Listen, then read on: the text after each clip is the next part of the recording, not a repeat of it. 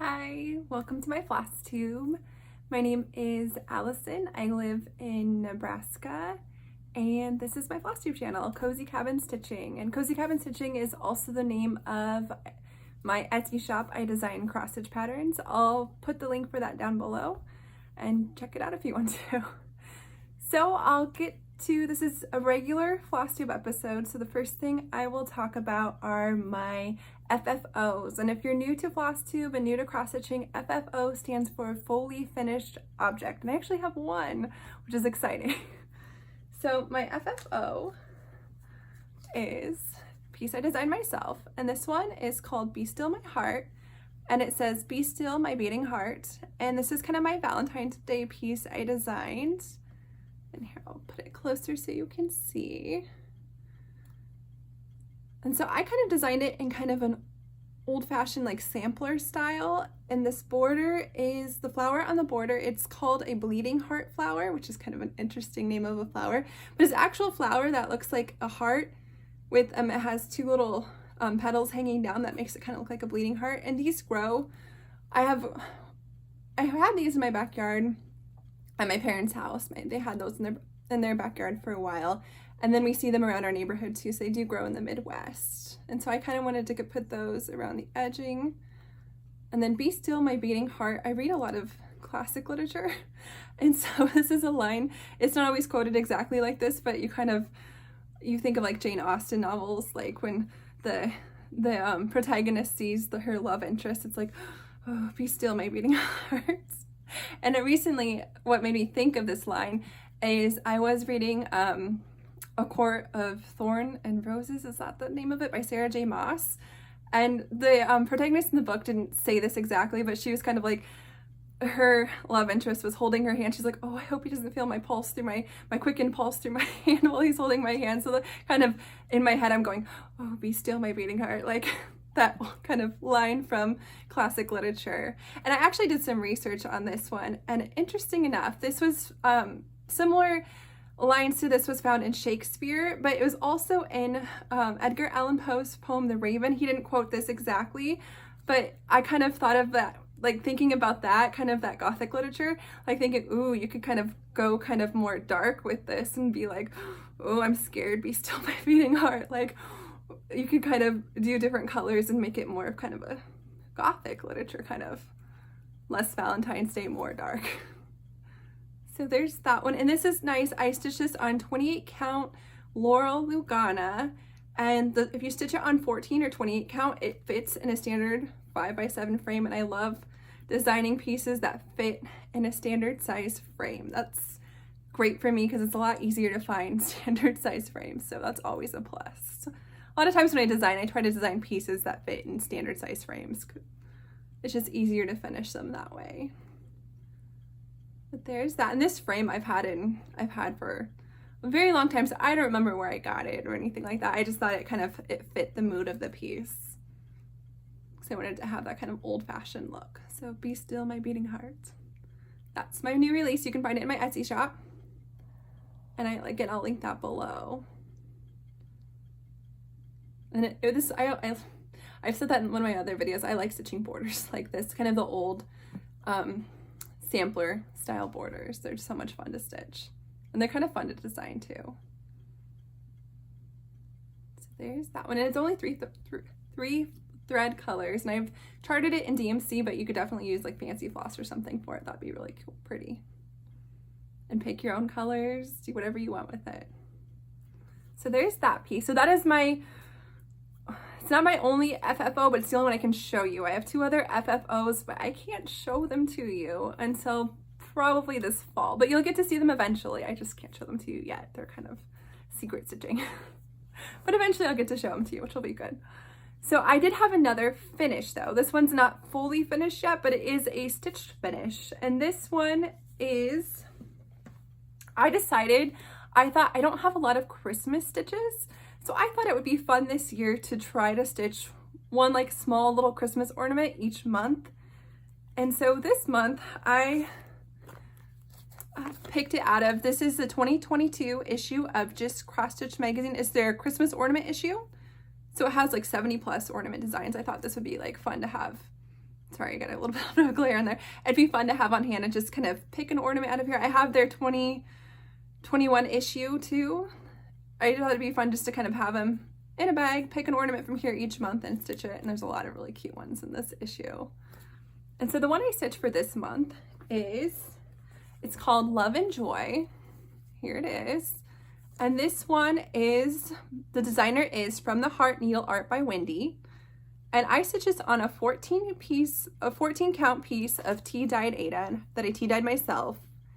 And I didn't use the called for threads, I used what I had in stash. And so the colors I used are DMC 904, 355, 781, and 3371, which is the dark color right there. And I like this one because it had acorns.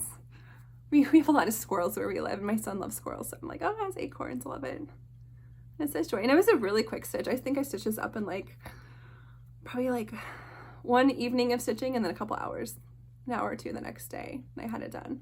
Really fun, quick stitch. And I know I have a lot of big projects going, so sometimes it's fun just to do something small and quick in between just for myself, but it's cute. So I'll try to do that this year is stitch one Christmas ornament each month. And now I just need to fully finish them, and hopefully I'll have 12 fully finished ornaments before Christmas, which will be kind of cool. And I know there's a stitch along that kind of goes with this. I don't remember who started it or what the hashtag is. I'll have to look into that a bit more. Maybe I'll give you some more information in my next video. There's that one. Hopefully I hold it close enough you can see it. Sorry, my hand's a little shaky today. So it was a fun quick stitch. It's kind of fun to have quick finishes in between some of your bigger pieces that you're working on. And so now I will go to, I had a new start. My birthday was January 15th, so I had a birthday start. And I know in my first video, I mentioned a couple pieces that I might start with my birthday, but I completely changed my plans and started something completely different, something huge, of course, something huge. And I had this piece of fabric, and I will show the fabric to you, and then I can show you. So I got this piece of fabric. Let me get my card that has all my information out so I can tell you. This is a piece of 18 count Nebula Aida by Sunflower Printed Fabrics. And so it is a printed fabric, and a printed fabric, basically it's white on one side, then the other side has a printed picture on it. And I thought this was so cool. So it's called Nebula, and look at that. That's just amazing. And so the minute I saw this fabric, I had an idea of the piece that I wanted to stitch on it. And the piece I wanted to stitch on it was Long Dog Samplers, the Pointed Fifth, which is huge, I know. But I thought it would just be amazing on this piece of fabric, because I saw this piece of fabric, I'm like, oh, I want to put a long dog on there. And so I started, the Pointed Fifth was my birthday start. And so this is what I have so far. This is my start. I just thought it would look so cool having those columns and the animals, and then you have this starry nebula behind them. So that is my start. And I am stitching this.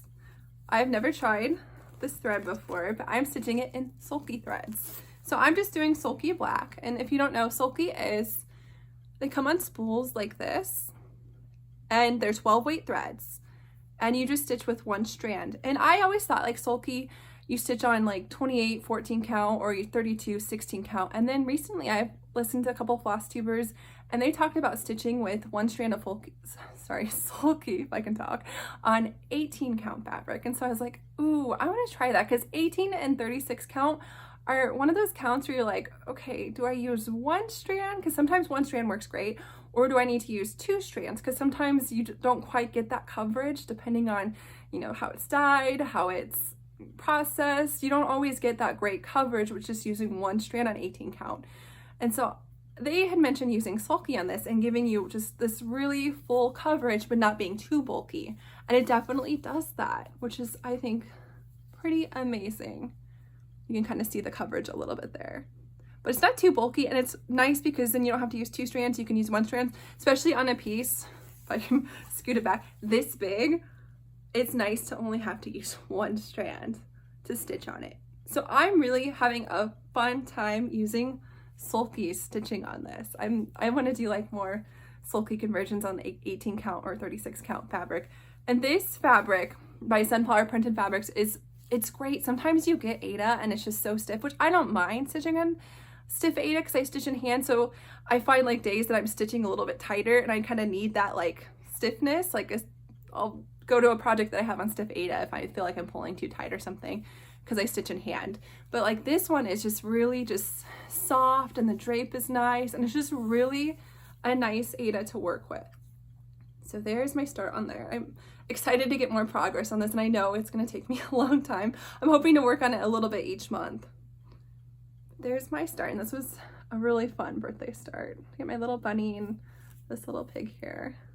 And it's really cool because on the pattern she writes down that there's over 100 animals in it and then she lists them. So it's kind of fun as you're stitching, you're like, oh, like there's a bird there, like, oh, there's a bunny right there. It's kind of fun to count the animals on there. My daughter was having a lot of fun looking at the picture and pointing out all the different animals, like, Mom, look, there's an elephant. Mom, look at this one. So I think this will be really cool once I get it done to hang on the wall, and I think she'll have fun looking at it. And I honestly, I love stitching long rock samplers because, again, like while you're stitching, like you discover things that you, like just looking at this, you don't see. You're like, oh, there's an ant right here. Oh, look at this. It's so cool. There's so much fun to stitch on. And there's so many others by her that I'm looking at. I'm like, oh, that'd be fun to start. But now I have 2 by her going and they're huge. So I need to pace myself a bit. But there's that one. And so that was kind of a surprise birthday start. I had this fabric and I had this in mind and I got this. This is my gift for my birthday to myself. I bought this pattern because I kind of knew I wanted to go on this piece of fabric. Once I saw the piece of fabric, I'm like, ooh, that's what I want to go on there. So I'm excited to get more progress on this and see how it looks. It's looking really fun on the fabric. So that was my only one new start. So that was my new start for my birthday. And so everything else are starts that I've already had. I just worked on them a bit. Sorry, don't mind the zippers. Everyone always says sorry about the zippers and the crinkling on their Flosstube videos, but in my mind I'm always like, you hear zipper or you hear crinkling and it like doesn't bother me. It's almost like a Pavlovian response where you're like, ooh, what do you have? Like, ooh, what's your whip? Like, show me. Like, you want to see it, you get excited about it. Like when you hear it, you're like, ooh, what do you have? I don't know if you're the same way or not. I know if you're listening with headphones, it can be a little bit louder, and I know that, and I apologize, I'm sorry.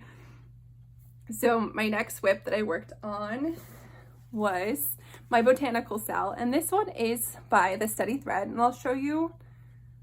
This is a weekly sal. It's like a mystery sal. You don't know what it's going to look like until the end of the year. But here she put out the frame, and I'm so sorry about that glare. So she put out the frame, I think mid-December, so you could stitch up the frame. And then each week she gives you a design to go into one of the hexagons. And this is by the Steady Thread, and it's a free stitch along. You can find it on their Facebook group, the Steady Thread. And I'll try to link all that. I gotta get better about linking stuff below so you can find it. But there's that's the frame. And so each week I do the stitching in the hexagon, and then I work on the frame a little bit. And so I'll show you where I'm at on this one now. Week 5, I think, just dropped today. So I have 4 weeks. And this I'm just stitching on an 18 count white Aida with black DMC 310 and 377 for my like red accents. So here's that one. I'll hold it up so you can see it.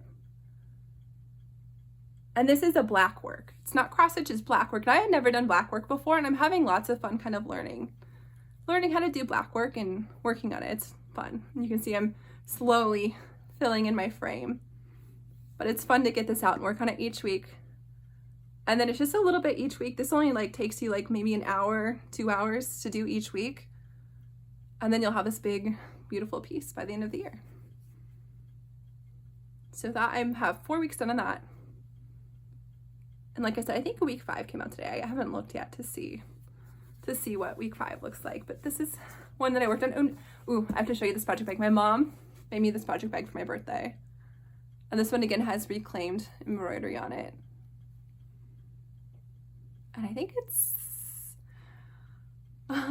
French General fabric, I think. That's cool. That was a birthday gift from her. since I figured botanical style, botanical fabric, it works. So that was one of my things that I worked on this month. Another project that I worked on was, this is another stitch along. It was Reaching Skyward by Modern Folk Embroidery. And this is their 2023 stitch along. I will show you my progress so far in this. I don't think I will get all of January done by the end of January. Well, I probably won't, because I have something else that I'm gonna work on. This is what I have so far. So I at least know how wide it's gonna be, and I started putting in that second color, if you can see. See if I can get it to focus here. And so for this one, I am stitching on a 36 count parchment by Weeks Dye Works, and I'm using DMC thread for mine. 2 different shades of blue. So there's that one. And this one's fun. For this one, there's 2 different options. So you have like this front version, and then you have like a second option where there's like different things you can stitch around. And so I'm finding it kind of, it's very difficult because I think both are beautiful and you can kind of mix and match. And so I like look at the top border here, I'm like, ooh, that's pretty. And then I look at like option 2, I'm like, ooh, that's pretty. Which one do I stitch? I'm having a hard time deciding which one to stitch. I did choose for the first version, but there's like 2 versions for like, and I don't know who anyone else stitching this having a really hard time choosing which one, because they both look amazing. I'm having a hard time.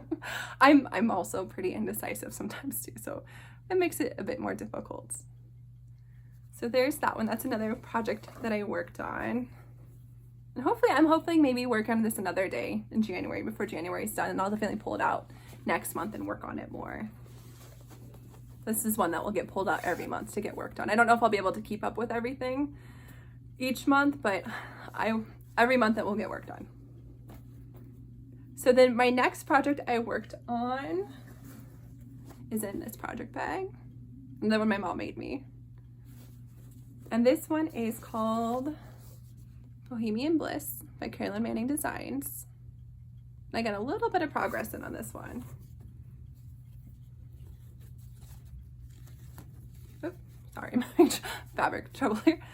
A little bit more progress. Not much, but a little bit, when I still have thread in there, so I need to work on that some more.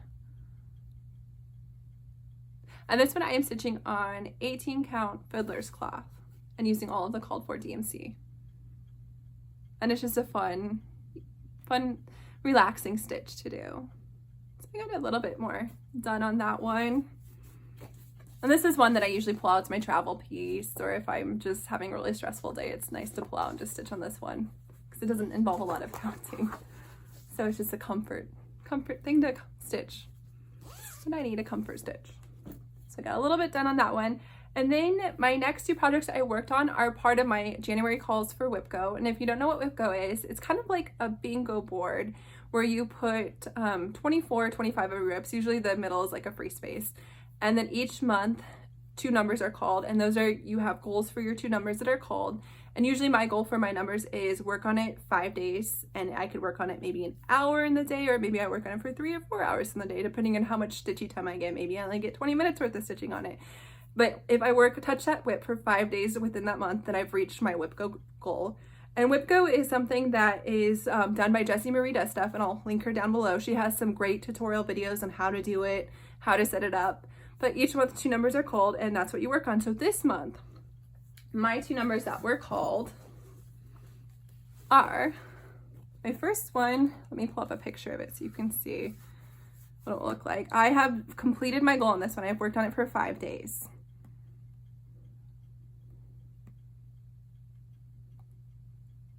All right, let me find the picture. And this is the 2020 mystery stitch along that Fox and Rabbit did. And it's a Quaker style design. And this one's no longer a free stitch along. You can find it on their website, the Fox and Rabbit's website. You can find this one to purchase. So I got the first page done on this one, which was really exciting. So I worked on it for 5 days, and here's where I'm at. See if I get going the right direction here. Here's where I'm at. I got the first page done. So that was exciting. So it'd be, I know I have this one on my WIPGO a couple times. I think each time I pull this out for 5 days, it'd be nice to get one more page done. And then I get some really good progress on this one. This one I am stitching on, let me look at my little card. It is 36 count agave linen by Skyward. And I'm just stitching it with white DMC with 1 strand, 1/2. And there it is. It's fun to stitch like these Quaker designs, because then you can do like one motif and you feel like, oh, I got something accomplished. And you do another motif, I got something else accomplished. And I really like how the white's looking on this fabric. So I completed my goal on this one for this month, which was really exciting. My next one, I haven't completed the goal yet, but I still have several more days in the month. I worked on it 2 days so far, so I have 3 more days to work on it. And this is probably what I will work on until the end of January. So the next piece that was part of my WIPGO is Alice in Wonderland by Owl Forced Embroidery. And this was a free stitch along they had a couple years ago. I don't exactly remember what year, but this is what the finished piece will look like. I can get it without glare, there you go. So that is what the finished piece will look like. And like I said, I only worked on this 2 days so far, but I'm hoping to work on this one the rest of this month in January to get some good progress on. So I will show you where I'm at.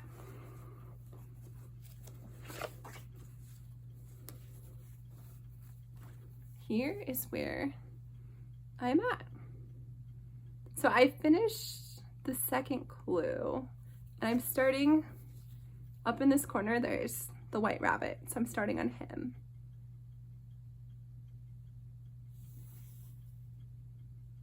So there's my progress so far. And this one I am stitching on a 40 count woodland linen by Skyward.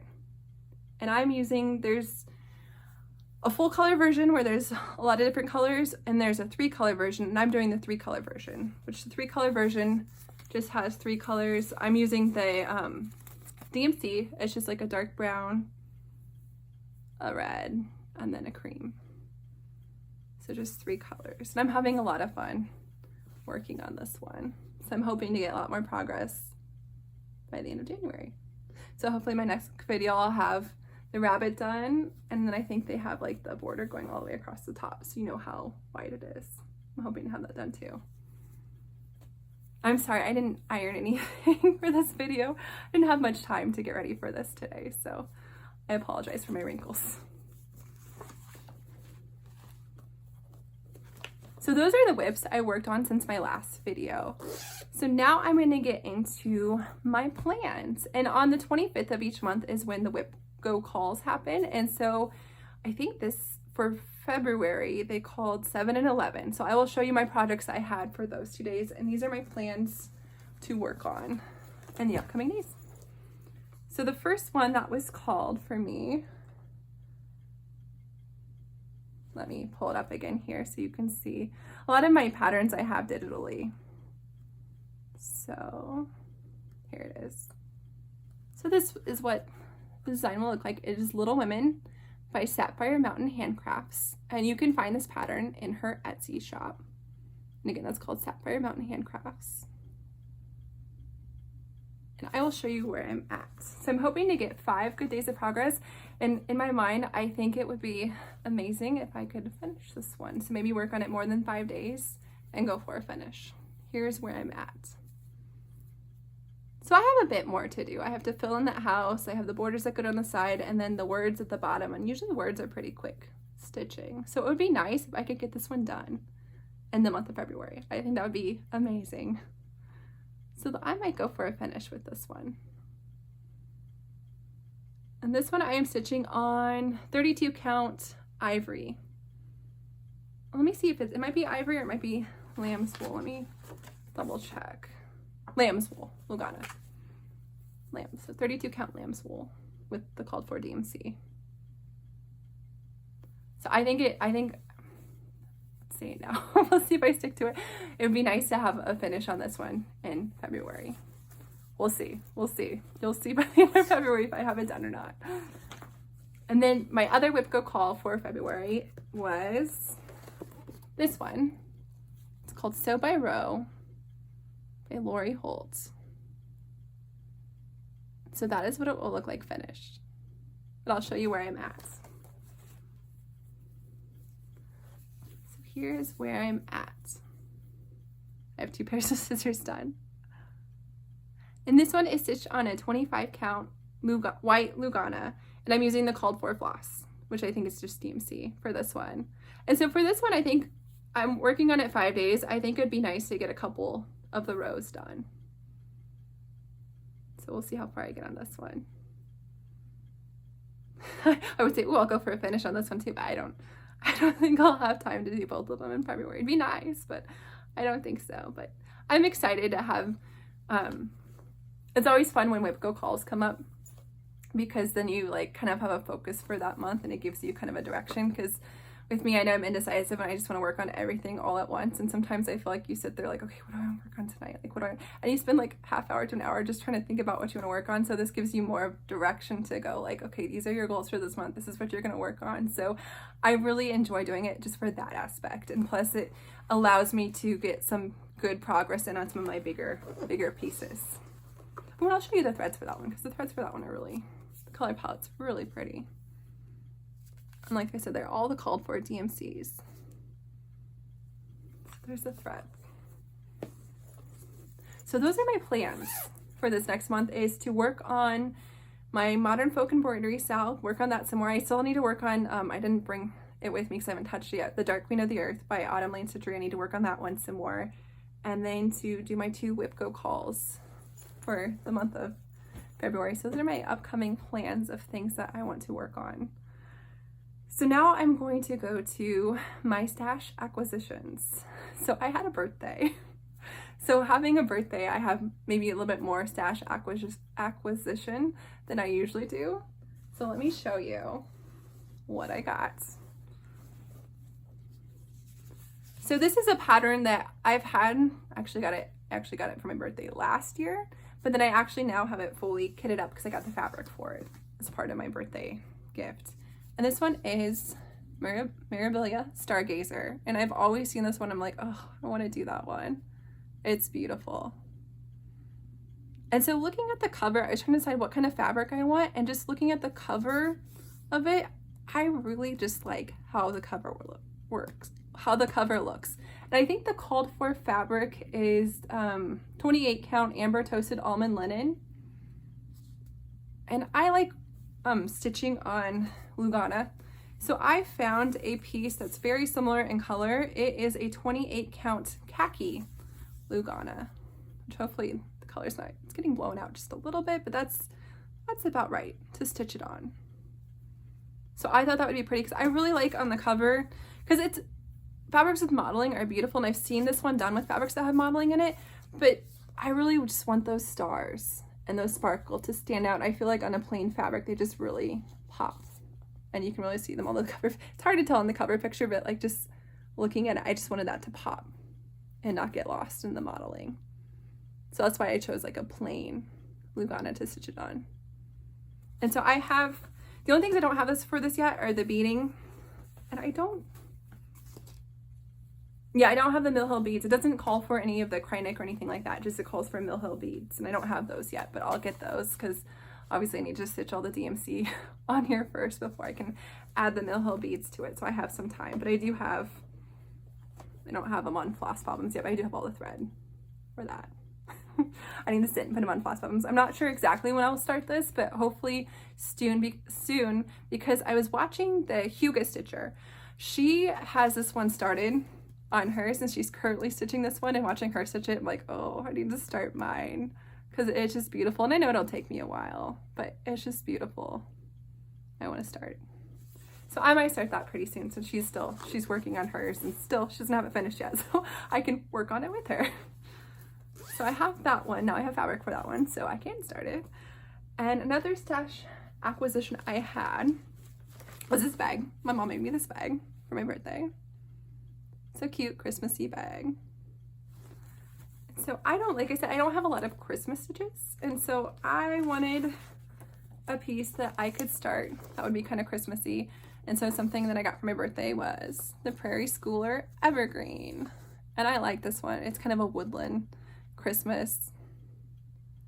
And Prairie Schoolers, I think, are just like classic Christmas stitches. I feel like you think of like Christmas stitching and like, at least for me personally, like Prairie Schoolers pop up in my head. I'm not a big Santa stitcher. I do love the Prairie Schooler Santas, but I don't know if I'd ever sit down and stitch all those, but I do like their other like big Christmas pieces, and I thought it would be fun to have a Prairie Schooler Christmas piece to do. So I got this pattern so I can start this.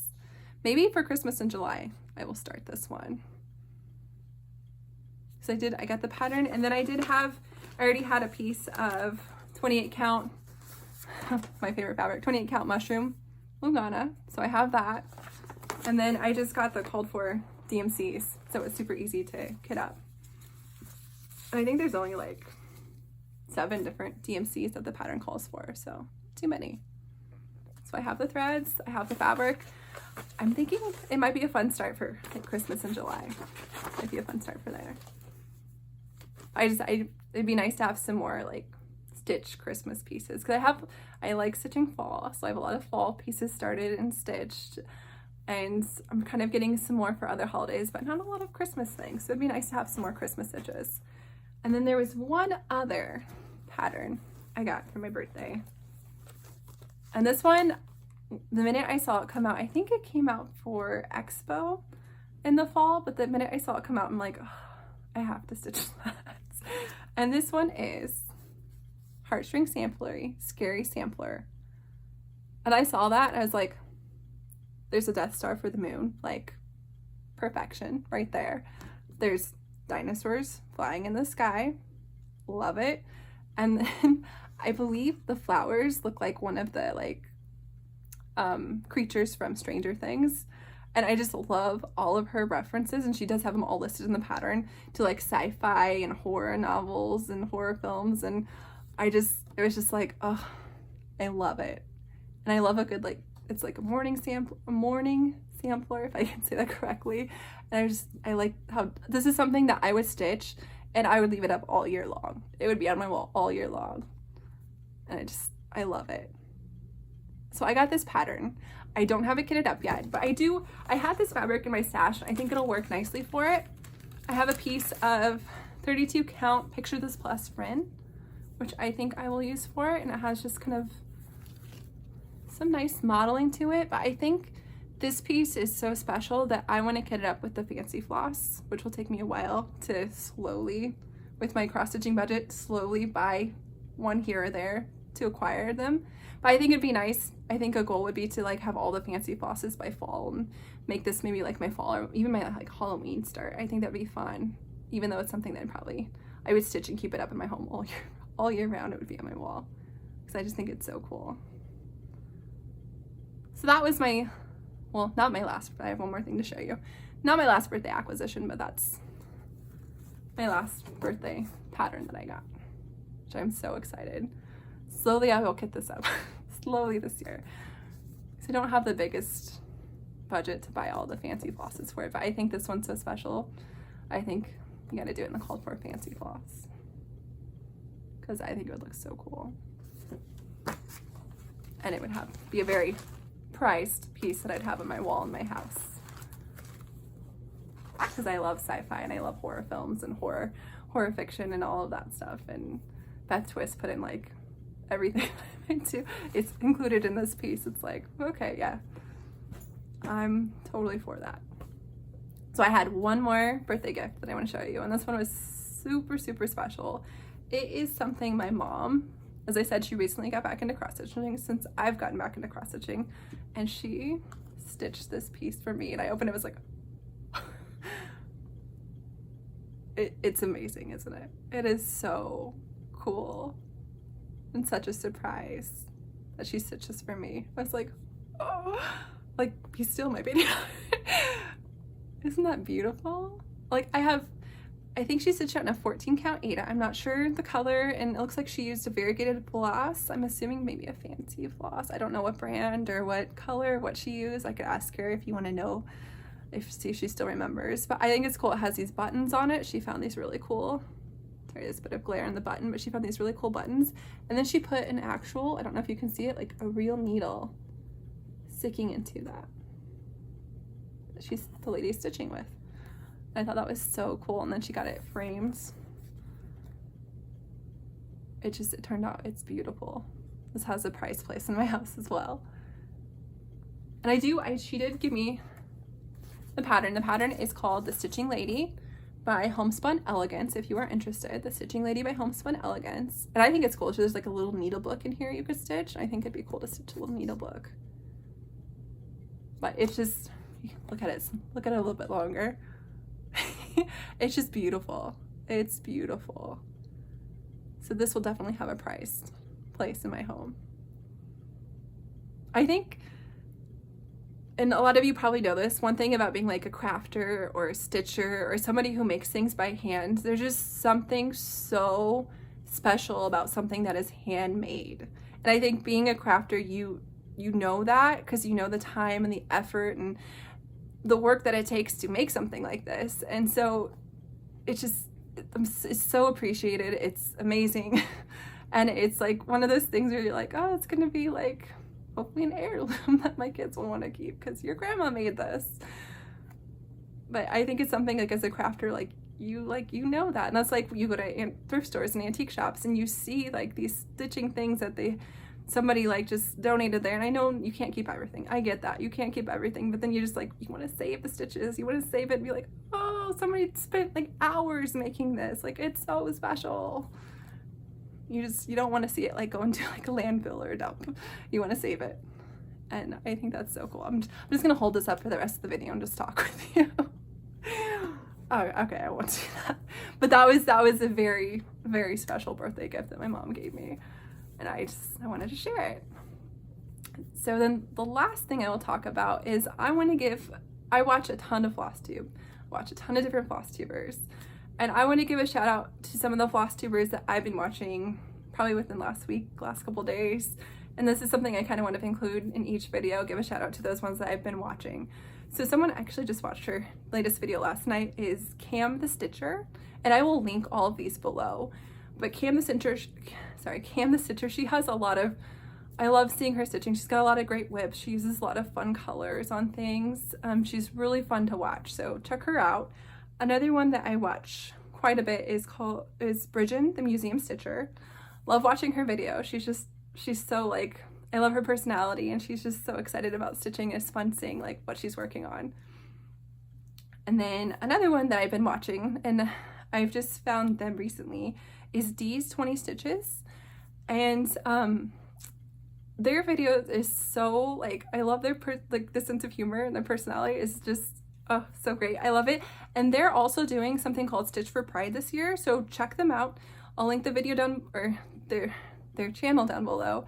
And it's just every month you get the opportunity to learn something about the community. You get a chance to what's the word?